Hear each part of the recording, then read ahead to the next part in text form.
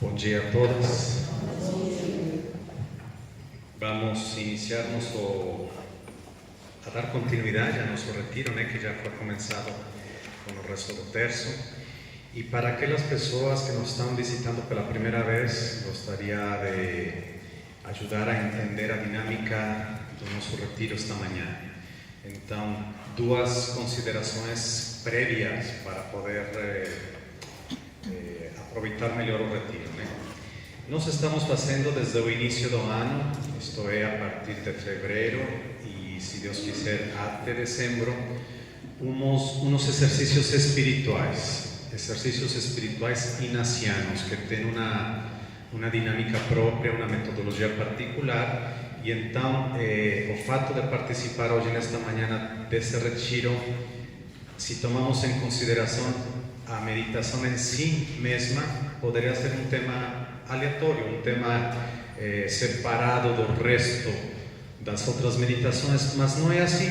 Estamos realmente dando sequência, continuidade a uma série de meditações segundo os exercícios espirituais ignacianos. Isto é, Santo Inácio, inspirado pelo Espírito Santo, propôs uma série de meditações que coincidem com a história da salvação. Isto é, em fevereiro, começamos com uma primeira meditação chamada Princípio e Fundamento, falando da criação do mundo, experimentando o amor de Deus como Pai Criador. Depois, sucessivamente, fomos avançando e no mês de março, e assim cada mês, fomos dando continuidade a outras meditações. Passamos pela meditação do pecado, aquela criação maravilhosa de Deus, que era perfeita, se viu estragada por causa do pecado. Então meditamos no pecado inclusive pessoal, como nós ofendemos a Deus com nosso próprio pecado. Depois do pecado, meditamos na misericórdia divina, isto é, Deus, sendo Deus, não podia ficar de braços cruzados, e uma vez que entrou o pecado no mundo, por astúcia do demônio, Jesus Cristo nos manifesta sua misericórdia. Então, nos envia seu Filho Jesus Cristo para nos resgatar do pecado. Então, como vocês podem ir vendo, tudo começou no início, com a criação do mundo, entrou o pecado no mundo, Jesus Cristo veio para resgatar ao ser humano do pecado, com a sua misericórdia, e depois continuamos indo para frente. Começamos outra série de meditações baseados na pessoa de Jesus Cristo. Então fizemos a experiência do encontro com Cristo, o Filho de Deus. E aí meditamos na encarnação, no nascimento, na infância de Jesus, para dar depois continuidade a toda a vida pública de Jesus Cristo. Então, como vocês já estão percebendo, é toda uma sequência de meditações, até chegar a hoje. Agora já não estamos na primeira etapa, que foi o encontro com Deus Pai. A segunda etapa foi o encontro com nós mesmos e a misericórdia de Deus. Depois foi o encontro com Jesus Cristo, Filho de Deus, na sua encarnação, nascimento e infância. E agora já estamos na quarta etapa dos exercícios espirituais. Ou seja, agora já entramos na sequência de meditações sobre a paixão de Cristo, começando com a instituição da Eucaristia. Mês que vem vamos meditar na paixão de Cristo, e no mês seguinte vamos meditar na morte e ressurreição de Jesus Cristo, até terminar em dezembro com a ascensão de Deus ao céu e a vinda do Espírito Santo. Mais ou menos essa seria a sequência. Então, para colocarmos no contexto, não é uma meditação isolada em si mesma, mas vale de qualquer maneira para as pessoas que estão participando pela primeira vez. Vale se consideramos que o tema já é um tema muito profundo, que nos ajuda a valorizar a Eucaristia em si mesma. Esse seria o tema da nossa meditação esta manhã, a instituição da Eucaristia. Uma segunda consideração, para aquelas que já vêm acompanhando esses exercícios espirituais desde o início, lembrem, gostaria de lembrar a todos vocês, que Santo Inácio, nessa metodologia, ele diz que existem 3 tipos de orações: meditação, contemplação e repetição. A meditação pode ser discursivo-afetiva, isto é, o diretor da meditação, neste caso eu, que estou dirigindo essas reflexões, essas meditações, oferece para vocês um texto e a gente vai meditando, refletindo nele interiormente, dando-nos matéria suficiente para poder estabelecer um diálogo com Deus. Essa seria a primeira meditação, né? Uma meditação discursivo-afetiva.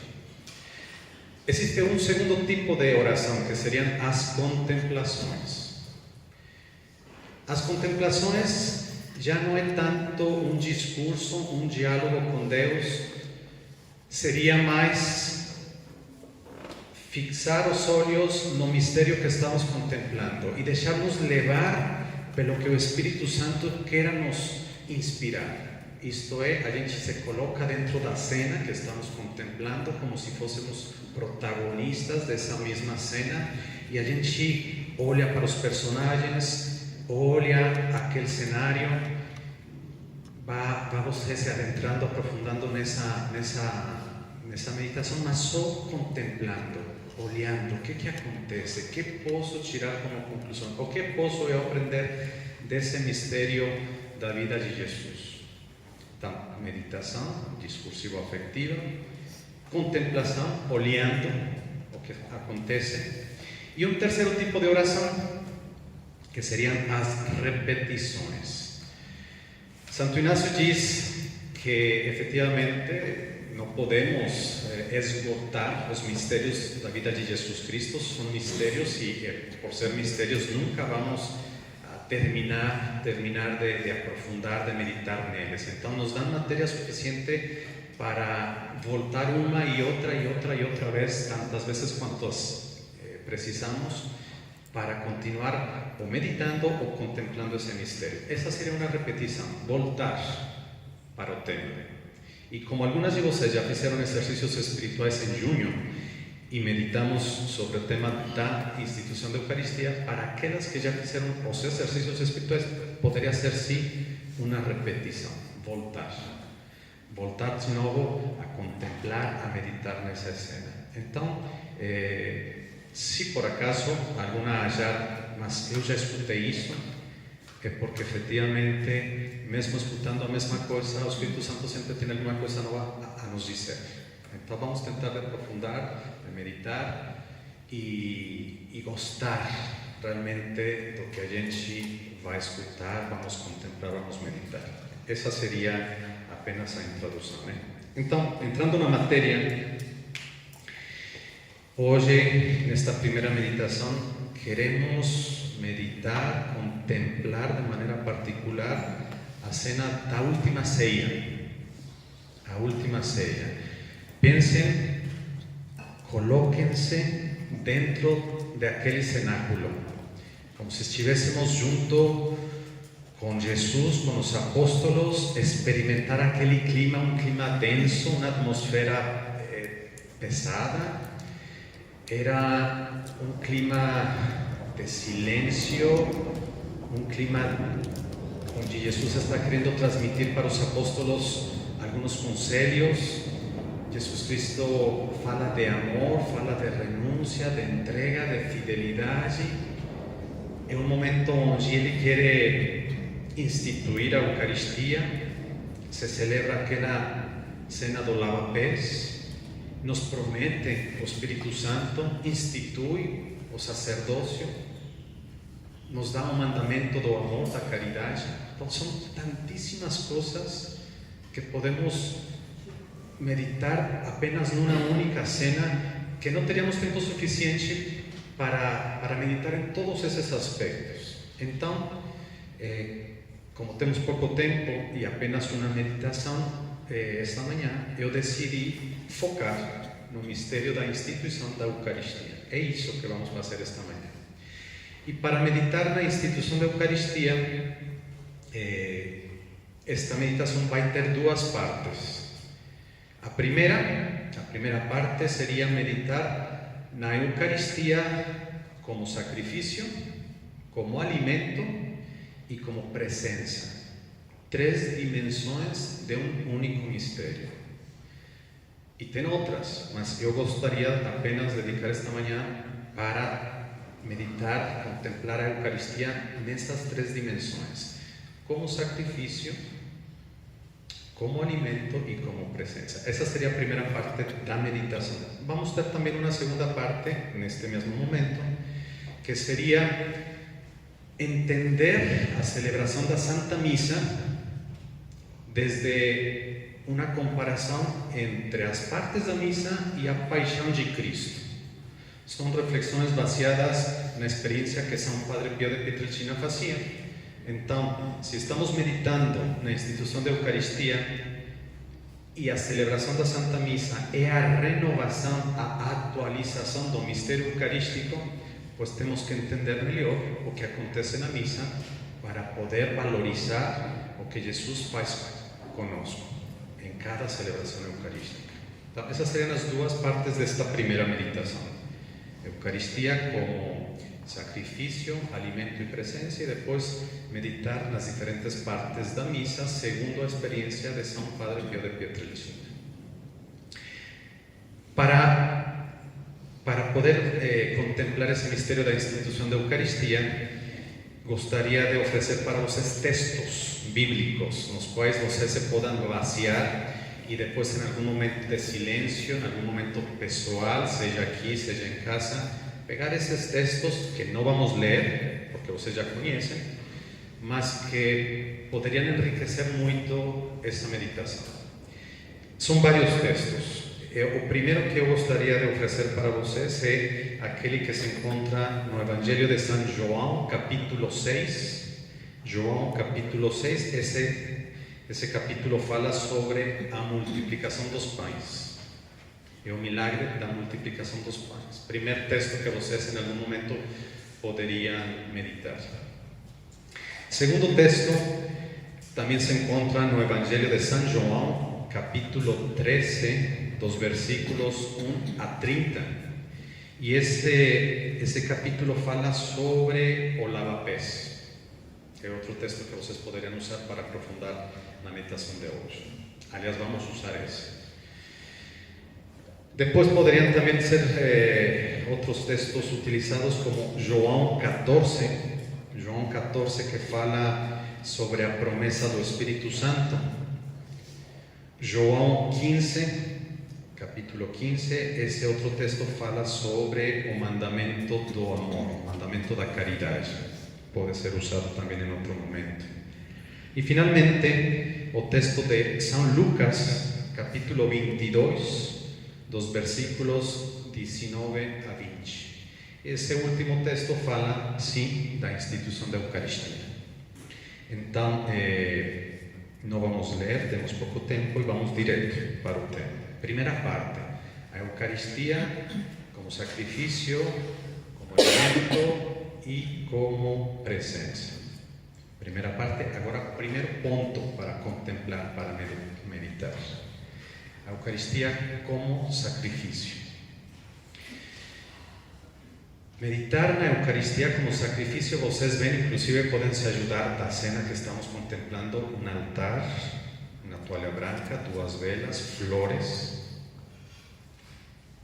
A liturgia es muy rica, usa elementos que nos ayudan a entender por qué la Santa Misa es un banquete y al mismo tiempo es un sacrificio.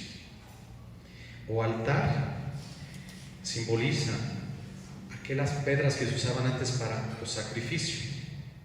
Mas ao mesmo tempo é um banquete, por isso que tem uma toalha. Velas que simbolizam o sacrifício, flores que simbolizam o banquete.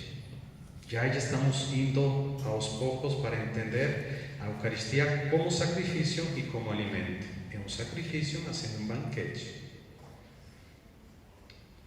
Não podemos separar morte y resurrección de Jesús Cristo, porque forman parte de un único misterio redentor de Jesús Cristo. Cuando el sacerdote celebra Santa Misa, después de consagrar el pan y el vino, él dice: Mysterium Fidei, ou seja, este é o mistério da nossa fé. E nós respondemos, anunciamos a tua morte, proclamamos a tua ressurreição. Vinde, Senhor Jesus. Ou seja, são três partes de um único mistério. Anunciamos a tua morte, é decir, Jesus Cristo se sacrificou, entregou sua vida por nós. Proclamamos a tua ressurreição. A morte não tem a última palavra, mas sim a ressurreição de Jesus Cristo. Então, anunciamos a tua morte, proclamamos, isto é, confiamos, sabemos pela fé que Jesus Cristo não só morreu, mas ressuscitou, está vivo. E esperamos a tua vinda gloriosa, né? Então, entender isso, a Eucaristia como sacrifício, é a morte de Jesus Cristo, a entrega de Deus nosso Senhor, mas que não culmina com a morte. Por isso que sacrifício e banquete. Outra coisa que temos que entender, para aprofundar na Eucaristia como sacrifício, temos que contextualizar a cena da última ceia no contexto da ceia pascal dos judeus. Ou seja, que essa última ceia que Jesus Cristo fez com seus apóstolos, os 12 apóstolos, só os 12 apóstolos, não foi uma refeição a mais que ele fazia com eles. Não era uma refeição como aquelas que ele acostumava ter com seus amigos. Jesus Cristo tinha amigos e visitava eles, Marta, Maria, Lázaro. Ele era invitado para almoçar, para jantar com eles. Com Zaqueu, desse Zaqueu que eu quero hoje entrar na tua casa para almoçar com você. Com Mateus, também foi ter um banquete com ele. Mas essa última ceia não é mais uma refeição como essas outras. Temos que entender essa última ceia no contexto da ceia pascal que os judeus celebravam já com anterioridade. Os judeus celebravam a ceia pascal. E qual era a cena da ceia pascal? A ceia pascal dos judeus celebrava, comemorava aquela aliança de Deus com o povo elegido. A ceia pascal dos judeus celebrava a libertação do povo elegido, que era escravo no Egito, e era libertado por Moisés. Esse era o contexto da ceia pascal dos judeus. E por isso que nessa cena dramática, a comemoração da ceia pascal dos judeus se celebra de uma maneira muito particular. Inclusive até nossos dias, os judeus continuam celebrando a ceia pascal dessa maneira. Eles se reúnem em família e tomam aquela ceia estando vestidos com aquela túnica como se fosse um vestido para viajar, a cintura cinguida, comiam em pé e meditavam nisso. Hoje, escravos no Egito, amanhã, livres em Jerusalém. Então, esse era o contexto da última ceia dos judeus. Mas a última ceia de Jesus Cristo não é apenas a lembrança ou a comemoração desta ceia pascal dos judeus. Tem uma novidade. Agora, Cristo se coloca no lugar de Moisés. Moisés que libertou aos judeus da escravidão do Egito, e agora Jesus Cristo que nos tira da escravidão do pecado. Então não é apenas uma atualização da ceia pascal dos judeus, quanto uma novidade. Jesus Cristo, o novo Moisés, que nos tira da nossa escravidão do pecado, nos liberta das garras do pecado. Então, essa é a grande novidade da última ceia. Jesus Cristo quer celebrar esse grande acontecimento com os apóstolos de uma maneira íntima, que eles que estão juntos consigam entender o que Jesus Cristo está querendo fazer conosco. Então, todos esses textos evangélicos que eu ofereci para vocês, a maioria estão tomados do Evangelho de São João, o único que não está tomado do Evangelho de São João é aquele da instituição da Eucaristia. Eu falei para vocês, Lucas. Por que São João não narra a instituição da Eucaristia? Será que é um esquecimento por parte dele? Será que São João não valorizou realmente a instituição da Eucaristia? ¿Por qué só os outros evangelistas narran a instituição da Eucaristia e João não? Claro que não é um esquecimento. Claro que não é uma falta de valorização da Eucaristia por parte de João. Pelo contrário, ele não narra a Eucaristia porque, com antecedência, ele já tinha, de alguma maneira, narrado a Eucaristia na multiplicação dos pães. São João, no capítulo 6, que eu ofereci como primeiro texto para vocês, ele narra a multiplicação dos pães e dos peixes como uma prefiguração da Eucaristia. Por isso que ele não narra a Eucaristia. E se narra o lavatório dos pés, o lava-pés. João, como não narra a instituição da Eucaristia, nos conta o lava-pés. E essa cena do lava-pés é como se fosse uma radiografia da instituição da Eucaristia. São João, que é um grande teólogo, aquele que realmente consegue aprofundar de uma maneira mais profunda, mais longe, de uma maneira muito mais profunda, ele faz essa relação entre o lava-pés e a Eucaristia. Por isso, que nesta meditação que estamos falando da Eucaristia, vamos usar o texto do lava-pés para ver a relação entre uma cena e a outra. O texto do lava-pés vocês conhecem, não vou dar leitura, mas vamos usar algumas partezinhas desse texto para aprofundar nele. O texto do lava-pés inicia dizendo que Jesus se levantou e se despojou de suas roupas. Jesus se levanta, estava reunido aí junto com os apóstolos, e em um momento determinado da última ceia, se levanta, se incorpora, tira suas vestes, se despoja dessas vestes e começa a lavar os pés dos apóstolos.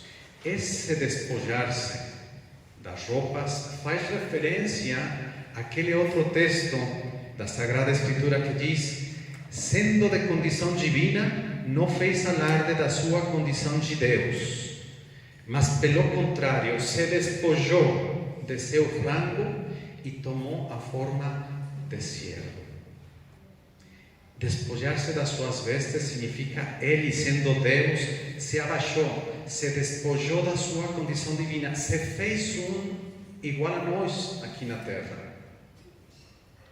E o sacerdote, toda quinta-feira santa, quando celebramos a missa da quinta-feira santa, repete, comemora a mesma coisa, e na hora do lava-pés, o sacerdote que está revestido com aquelas vestes da missa, se despoja, tira os paramentos e fica apenas com uma toalha branca e se agacha a lavar os pés dos apóstolos. É a comemoração, a atualização do único mistério redentor de Jesus Cristo celebrado na última ceia.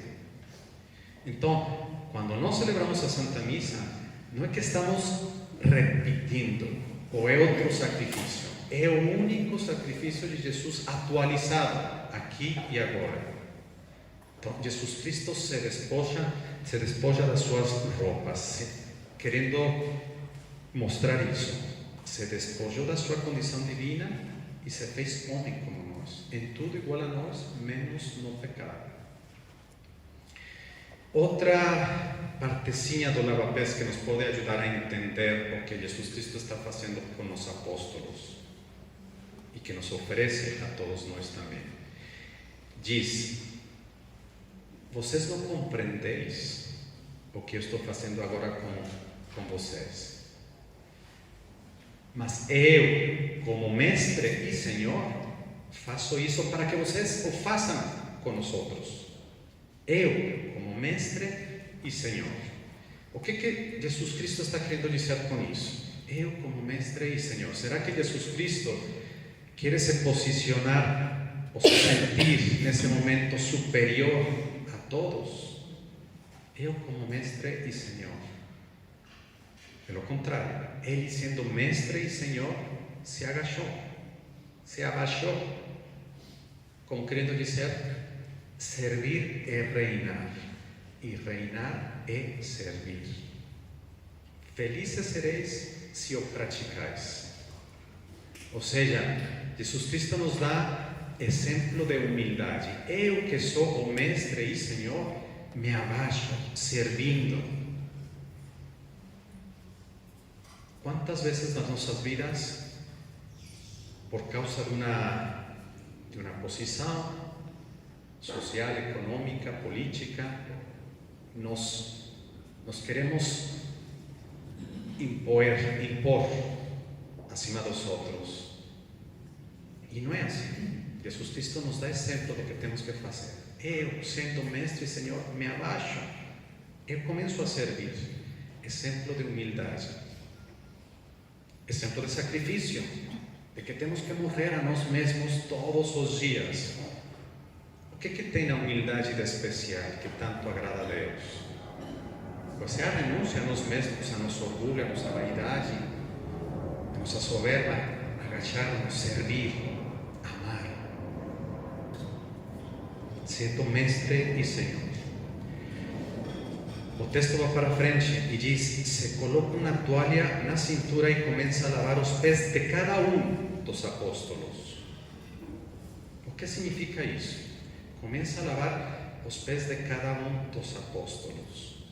De Pedro, de João, de Mateus, de Judas, de cada Isto é, que no seu sacrifício, Jesus Cristo se entrega por todos e por cada de nós. Isso significa que lavou os pés a cada dos apóstolos. Jesus Cristo morreu por todos e por cada Ou seja, Ele não nos ama como monte de pessoas, mas nos ama de maneira individual. Lavou os pés a cada E o que acontece na Eucaristia? Ele se entrega de novo a cada de maneira individual. O sacerdote não distribui a Eucaristia assim, de maneira a granel, né? É a cada Jesus Cristo que se entrega a cada Lavou os pés a cada dos apóstolos. Vocês acredito que me estão acompanhando como o lava-pés é uma radiografia da Eucaristia. Bom, por que o sacerdote entrega a comunhão a cada de nós, como Jesus Cristo se abaixou para lavar os pés de cada E por que nós respondemos na hora de comungar? Amém. Amém. Amém. Porque Jesus Cristo, mesmo que morreu por todos, nem todos aceitamos a Cristo. Quantos ateus, quantas pessoas ainda conhecendo a Deus não aceitam o amor de Deus? E então o fato de não receber a comunhão, corpo de Cristo, amém. Isso significa, sim, eu te aceito, eu te amo, eu recebo o que você me está dando, a sua vida. Se você morreu por mim, eu a recebo. O corpo de Cristo, amém. Aceito, te amo. É impressionante então ver a Jesus Cristo que, sendo de condição divina, se abaixou para lavar os pés de todos e cada dos apóstolos.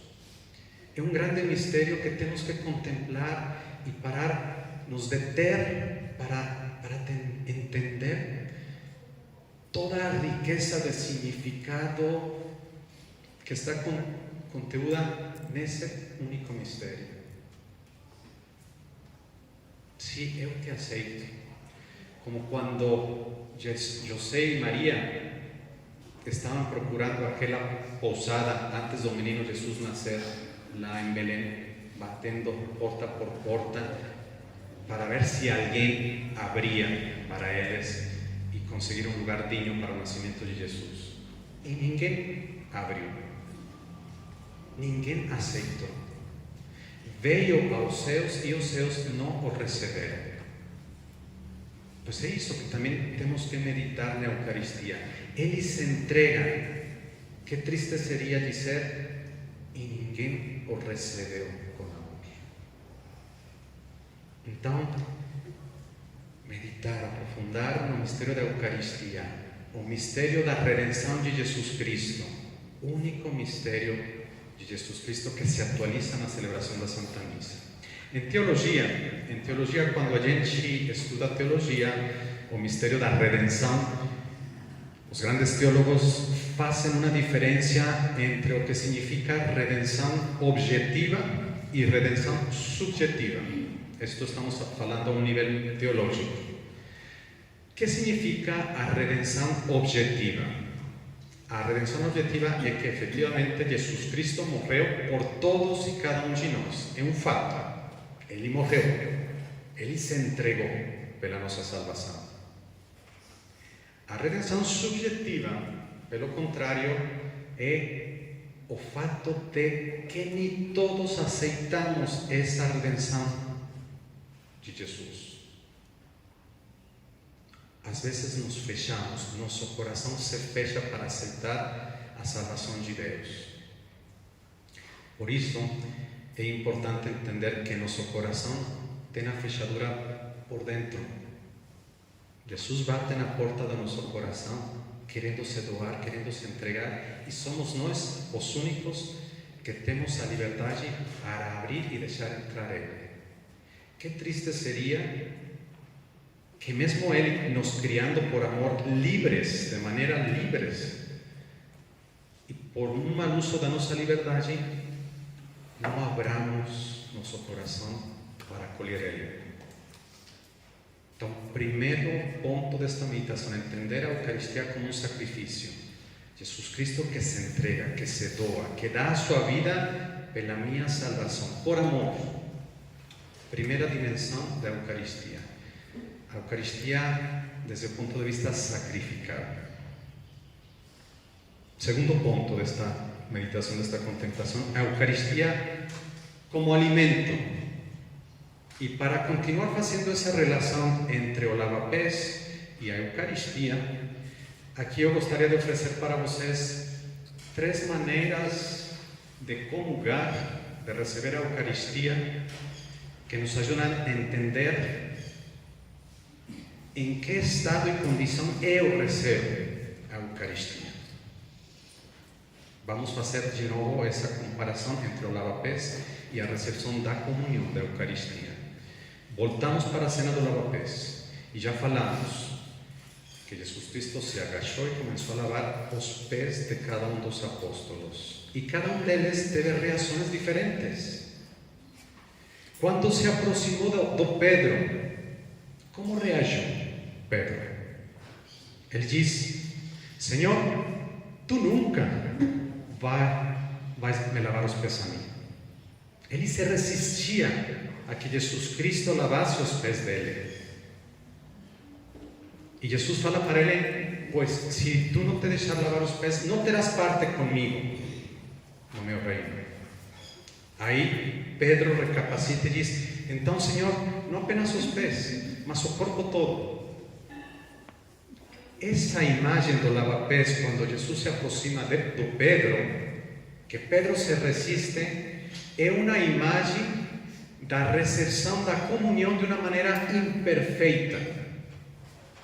Quando nós nos resistimos, quando temos uma falsa humildade de dizer: eu não sou digno de que Jesus entre no meu coração, e nos resistimos, isto significa que precisamos ainda de uma purificação maior. Jesus Cristo quer se doar e eu me resisto.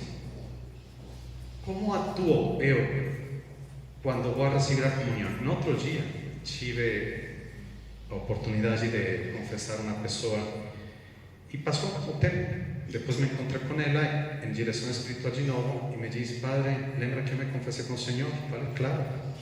Pois ainda não comunguei. Falei: por quê? Porque não me acho digno. Ou seja, que a história se repete. Jesus Cristo quiere se doar. Abramos o coração para Ele. Vamos receber o dom de Deus mesmo. Então, a imagem do Pedro que se resiste no lava-pés é uma imagem da recepção da comunhão de uma maneira imperfeita, de sentirmos que não precisamos, que não somos dignos. Entende? Então, é isso. Segunda maneira de receber a comunhão. Olhemos agora para o Judas. Judas, que era o apóstolo que ia trair a Jesus Cristo. E Judas, pelo contrário, mesmo sabendo que ele vai trair a Jesus, ele não se resiste. Ele achou que até esticou os pés e falou: tudo bem, pode lavar os meus pés. Imagem de uma comunhão sacrílega. Aquele que não é digno realmente de receber a comunhão, e no entanto, mesmo assim, Jesus se entrega. Quantas vezes já nos aproximamos da Eucaristia para receber a comunhão e sabemos que não somos dignos realmente porque estamos em pecado? E Jesus Cristo, não por isso, nos retira seu amor. Continua nos amando. Ele se doa, se entrega. E para entender mais e melhor essa parte do Judas e Jesus, uma dica a mais para vocês aprofundarem nisso. Quando os apóstolos estão na última ceia e perguntam para Jesus: Senhor, quem que te vai trair? Aliás, Pedro faz um sinal para João, que João estava pertinho de Jesus, e João se aproxima de Jesus e diz: quem será quem te vai trair? E Jesus responde: aquele a quem eu dar um pedaço de pão molhado, passado no molho, é ele. Como querendo dizer, aquele a quem eu continuo alimentando, aquele a quem eu não retiro meu amor, aquele a quem eu continuo me doando. Quem que te vai trair, Senhor? Aquele a quem eu dar um pedaço passado no molho. O que aconteceu com Judas? Pelo contrário, quando ofereceram para ele 30 moedas de prata para entregar Jesus, ele diz: aquele a quem eu der um beijo, prender ele. Que diferente atitude. Jesus Cristo, sabendo que Judas vai trair ele continua amando. E Judas, que sabe que ele vai trair Jesus, o sinaliza: é ele, prender ele, matar ele. Ou seja, que Jesus nos ama como somos, mas nos sonha melhores. Mesmo sabendo que somos pecadores, continua querendo se doar. E nós nos fechamos, como aconteceu com Judas. Se fechou. Pedro se arrependeu, Judas ficou enforcado. Terceira maneira de receber a comunhão. Já falamos de uma maneira imperfeita como Pedro, que se resiste, uma maneira sacrílega como Judas, que aceita o sinal, mas não aceita o amor. E terceira maneira, uma recepção perfeita da comunhão. João, o apóstolo que Jesus amava. Quando estava na última ceia, foi João que reclinou a cabeça dele no peito de Jesus. Sintonia de corações, né?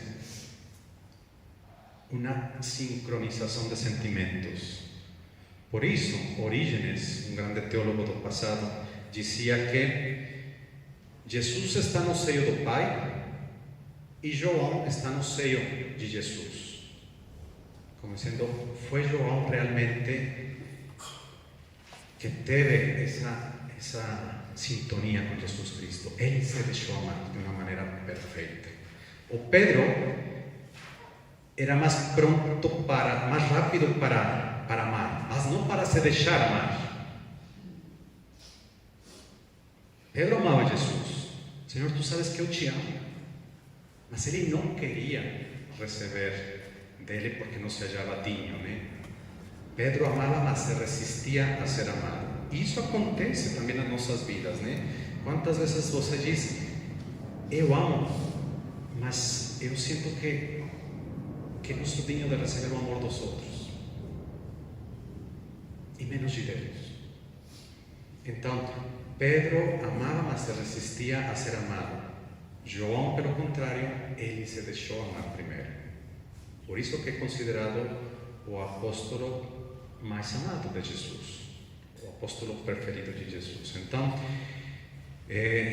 o mesmo Orígenes dizia que o coração das Sagradas Escrituras são os Evangelhos. E o coração dos Evangelhos é o Evangelho de São João.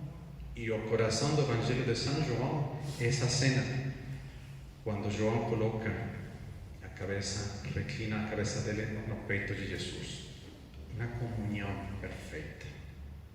Então, queridas senhoras, veja quanto para meditar, quanto para contemplar, quanto para aprofundar. A comunhão imperfeita, a comunhão sacrílega e a comunhão perfeita. Com qual delas nos identificamos? Esse seria o segundo ponto. Primeiro meditamos na Eucaristia como sacrifício, depois a Eucaristia como alimento, e um terceiro ponto agora, a Eucaristia como a Eucaristia, vamos ver, já estou até esquecendo, a comunhão como presença. A comunhão como presença. Para se entregar, primeiro tem que ser. Jesus Cristo se entregou, doou a vida por nós, pela nossa salvação. Então, para se entregar, para poder dar sua vida, ele teve que ser primeiro. Então, na Eucaristia encontramos Ele realmente. Ele é, Ele está e Ele atua. Identificamos a Jesus Cristo presente aqui e agora na Eucaristia porque Ele é, Ele está, Ele atua. Isto é meu corpo que será entregue por vós. A Santa Missa, isto é, ou seja, Jesus Cristo é. Eu estarei com vocês todos os dias até o fim do mundo. Ele está. Não apenas é, mas está presente. Ele está no meio de nós, respondemos na missa. Ele é, Ele está. E Ele atua. Quem come meu corpo e bebe meu sangue terá a vida eterna. Ou seja, por meio da Eucaristia, Ele nos transforma, nos dá a sua vida, uma vida de graça. Atua, não nos deixa iguais, como antes de receber a comunhão. Ele é, Ele está, Ele atua. Para aquelas que não assistiram ainda àquele documentário, aquele filme de Vivo sobre a Eucaristia, pois aí vocês podem ver de maneira muito evidente, através de uma série de testemunhos de diferentes pessoas em diferentes partes do mundo, quantos milagres acontecem por meio da Eucaristia. E então, aí você se dá conta que efetivamente aqueles milagres eucarísticos, quando tem acontecido que o corpo de Cristo na Eucaristia se transforma em um pedaço de coração vivo, sabe? Você diz, então, realmente ele está. Os cientistas, os médicos coincidem que é um pedaço de coração do miocárdio batendo vivo por amor a nós. Ele é, Ele está, Ele atua.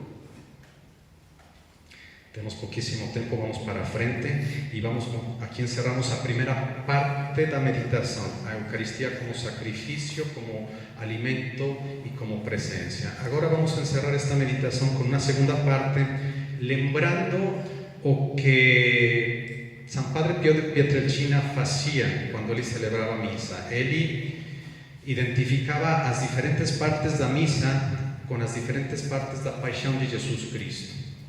Não é uma coisa dogmática, não é uma coisa do magistério da igreja, é uma coisa devocional. Isto é, disso que agora vou falar, não está nada escrito, é apenas o que São Padre Pio de Pietrelcina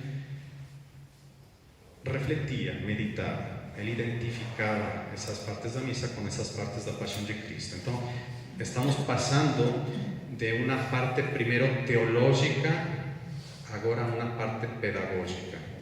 Meditamos na Eucaristia como sacrifício, como alimento e como presencia, baseados na Sagrada Escritura, nos textos que a Bíblia nos oferece de uma maneira teológica. Então, agora estamos dando um pulo. Da parte teológica estamos passando para a parte pedagógica, entender a celebração da Santa Missa baseados na experiência de São Padre Pio de Pietrelcina. Vamos lá. Quais são essas partes da missa identificadas com as partes da Paixão de Cristo? A processão de entrada, quando o sacerdote entra em processão, antes de começar a missa, ele entra em processão até chegar ao altar. Essa processão de entrada, o Padre Pio de Pietrelcina, ele identificava essa primeira parte como a entrada triunfal de Jesus em Jerusalém, ou seja, o Domingo de Ramos, quando Jesus Cristo se aproxima da Cidade Santa, a Jerusalém. Então, essa processão do sacerdote até chegar ao altar, onde se vai celebrar o sacrifício, o banquete, é a entrada triunfal a Jerusalém. Jesus Cristo aclamado por todo mundo, cantando aleluias, né? Essa é a entrada triunfal de Jesus no Domingo de Ramos. Chegando o sacerdote no altar e começa a Santa Missa em nome do Pai, do Filho e do Espírito Santo, desde o início da Santa Missa, com o sinal da cruz, até o momento das leituras, São Padre Pio de Pietrelcina dizia: é a oração de Jesus Cristo no Horto das Oliveiras, onde ele está sofrendo, sabe que já se aproxima o momento da paixão. Ele sabe que nem todo mundo acolhe a palavra que está sendo proclamada. Ele sabe que veio aos céus e os céus não o receberam, e por isso que ele sofre. Eu estou dando minha vida, e que angústia de Jesus Cristo saber que nem todo mundo acolheu ele. Então, por isso, ele se encontra numa agonia, num sofrimento. Desde o início da Santa Missa até as leituras, é Jesus Cristo no Horto das Oliveiras. Vamos na frente, na celebração da Santa Missa, e temos o ofertório, quando o sacerdote oferece pão e vinho no altar. Esse é o momento da condena de Jesus Cristo. Ele que se entrega, ele é tomado preso. Ninguém tira a minha vida, eu quero doar a minha vida. Se oferece, se entrega. Esse é o ofertório. Jesus Cristo então se entrega, é preso. Depois do ofertório vem o prefácio. Na Santa Missa, essa oração posterior ao ofertório se chama prefácio. Nesse prefácio, o sacerdote eleva umas orações a Deus em agradecimento.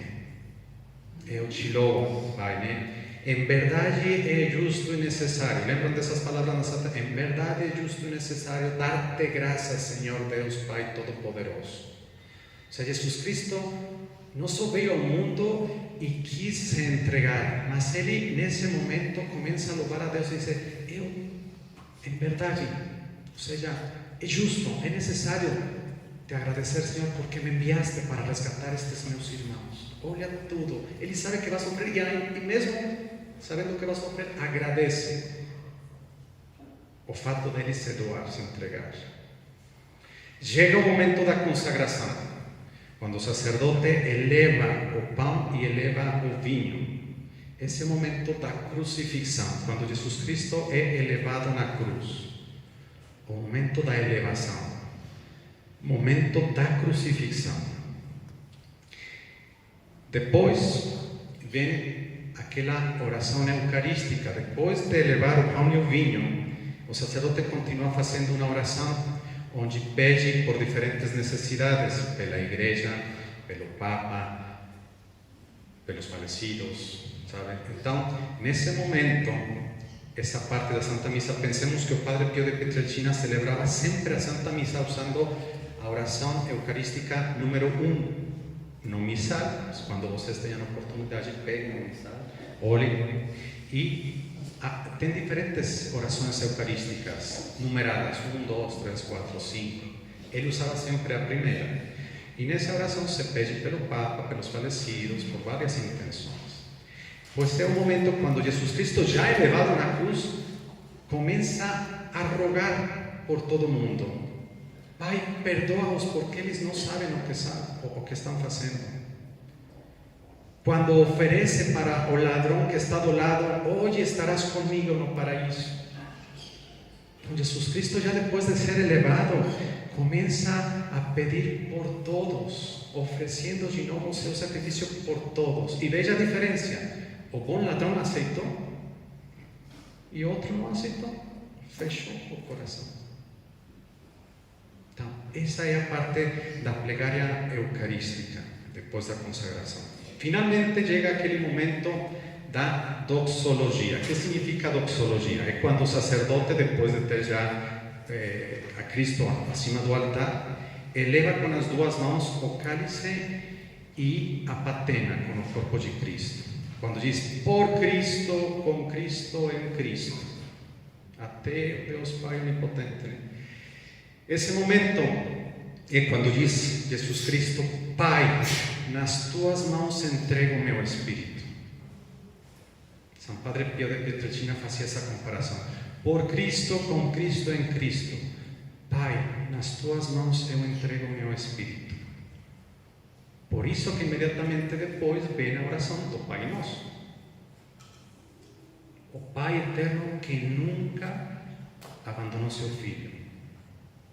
Pai Nosso.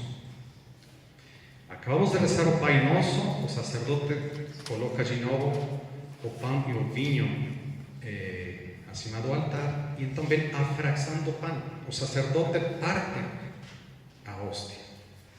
Nesse momento, é o momento da morte de Jesus. O sacerdote parte o pão.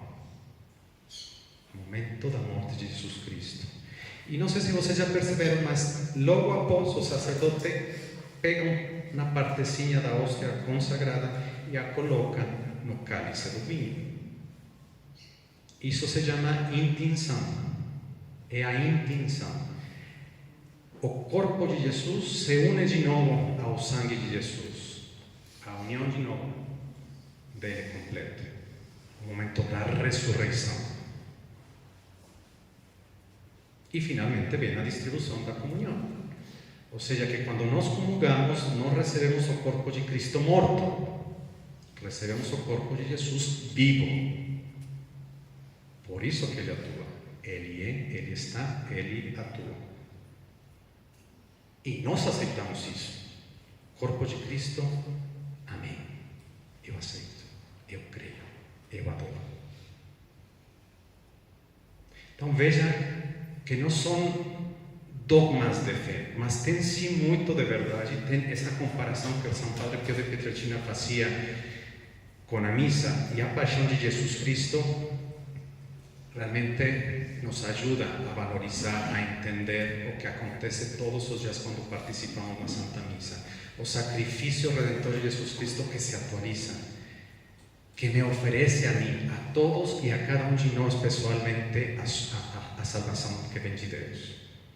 Então, queridas senhoras, tomara que estas reflexões, o fato de estar aqui reunidos na presença de Jesus, Ele está aqui conosco, Ele é verdadeiramente o Filho de Deus, Ele quer nos transformar, que valorizemos isso. Valorizemos isso. Vocês e eu, todos, não acostumarmos a receber a comunhão como se fosse pão de forma, sabe? Não é isso, é Jesus. Vou encerrar essa meditação contando para vocês duas pequenas histórias que nos ajudam